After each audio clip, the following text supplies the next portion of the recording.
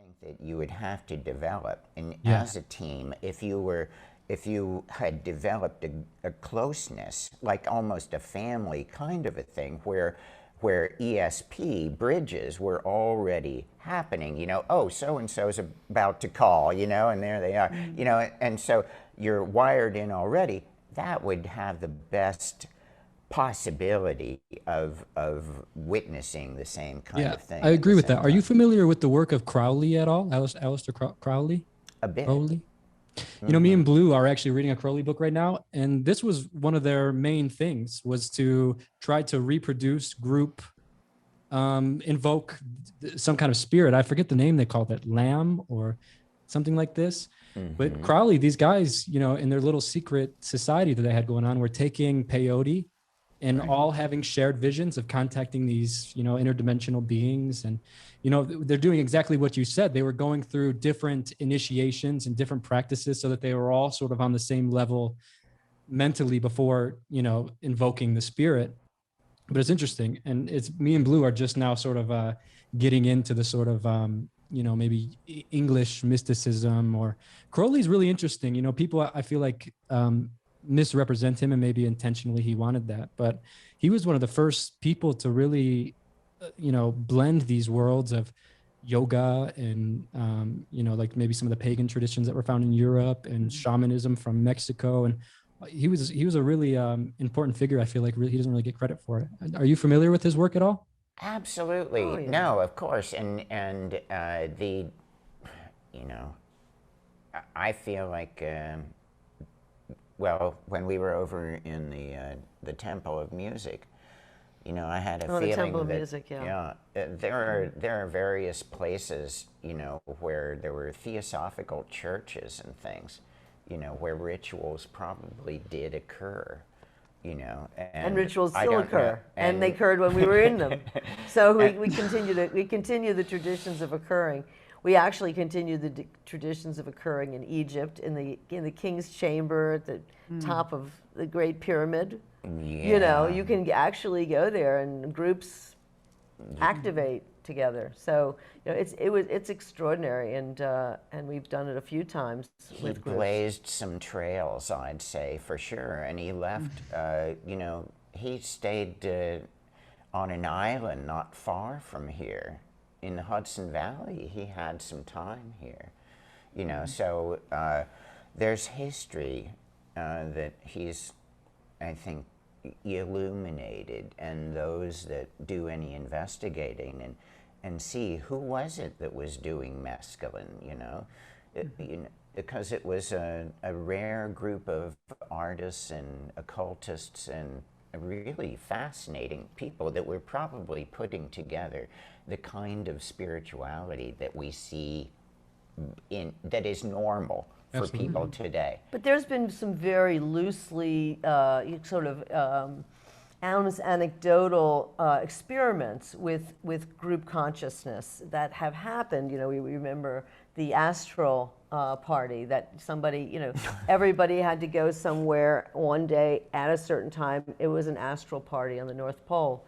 And people wrote in about like what happened at the party, and without having any interactivity, because it was all in mail. It was back in the day, actual, physical mail. People had seen the same thing. So I think that what really has to happen is more experimentation along the lines of anecdotal evidence, of the potential for the psychedelics, because it's been so prohibited and so, reviled and taboo until recently. And now I think we have an incredible opportunity to try some of these anecdotal, amazing possibilities of people actually being able to be. See, I think that other countries, I don't want to denigrate US, but other countries have already been interested in this and see the potential for developing psychic ability. This is, that is the next step for our planet. We've got all the technology, and we're going to keep having that, but still the mental ability to move things and think the same things and send messages through the mind. I mean, It's an incredible potential. Well, I actually find Aleister Crowley, because essentially there's been a preconceived notion around Aleister Crowley and a lot of fear programming also, specifically when his name is mentioned. And Dakota introduced me to his book, which I just started diving into yesterday. And what I find to be fascinating is that ultimately the foundation is actually very simple, and it can get very complex and interdimensional and telepathic and whatnot. And simultaneously, what he's actually inviting people into is just quietening their mind and meditation and yoga. And so when I asked you both, the question of what do you do to prepare your physical vessel to allow yourself to be in co-creation with a creativity that flows through you, which is ultimately a conversation with God, what he's also inviting into the first couple of chapters is just sit in meditation for at least 2 hours a day and be in devotion to that and face off with the discomfort of the body, which is keeping us in the physical body, which is actually stopping and creating a disconnect with something greater. And then from that place, this is when telepathy comes in. And from that place, this is when astral projection comes in and a co-creation with something bigger. But I think that also it's so easy to overcomplicate and create so much fear around what is being created. But simultaneously, the invitation is that actually, and Sadhguru says this, that he's not teaching people to be superhuman. He's teaching people that being human is super. And that it's actually just found in the stillness of meeting ourselves and then being able to realize that we are no different than the flower or the fruit or the very thing that created our physical bodies in the first place. Yeah, that's beautiful. Something that I think McKenna was really ahead of his time was, in Leary and a lot of these guys, was technology being a sort of like a material, I don't know, maybe a physical way to come in contact with these things, telepathy. Like I feel like social media and all of and the whole internet is actually the egg of telepathy and the egg of sort of coming back to our natural state of oneness, because we're kind of a material culture and not really a spiritual culture. We're taking the long way of having to bring it out of the, the dense world of, of thought and build it here. But it seems like we are all unconsciously just doing technology. I think it was Alan Watts used to say, like in the way an apple tree apples, humans apple technology. Like our fruit is, we drop technology as our fruit. And it seems like ever since the wheel, we've been sort of rolling this, into computers, and, it turns into the car, computers, into everything we see.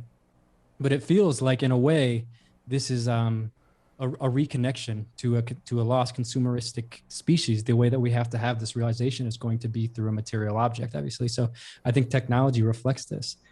And I think telepathy and all these things, like with Elon Musk talking about putting the thing in our head, who knows in 100 years what sort of worlds we will be experiencing. We'll be able to shift through dimensions or virtual realities. Anything we want will be available to us in a sort of godlike state of consciousness. We'll just log on to the neuronet. Yeah. Maybe that's what the mushroom is. You eat the mushroom and it's like plugging into the network of the Gaian mind. It seems like it. Hey guys, thanks for listening to A Place for Humans podcast. Again, this is Dakota Wint, and please make sure to go over to Apple Podcasts, leave a positive review. Make sure to subscribe over on YouTube, Dakota of Earth, and make sure to also follow us on Spotify. See you next episode.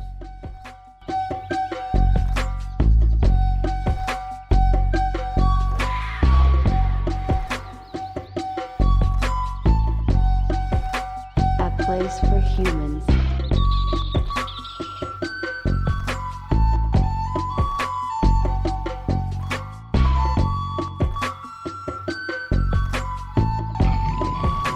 A place for humans.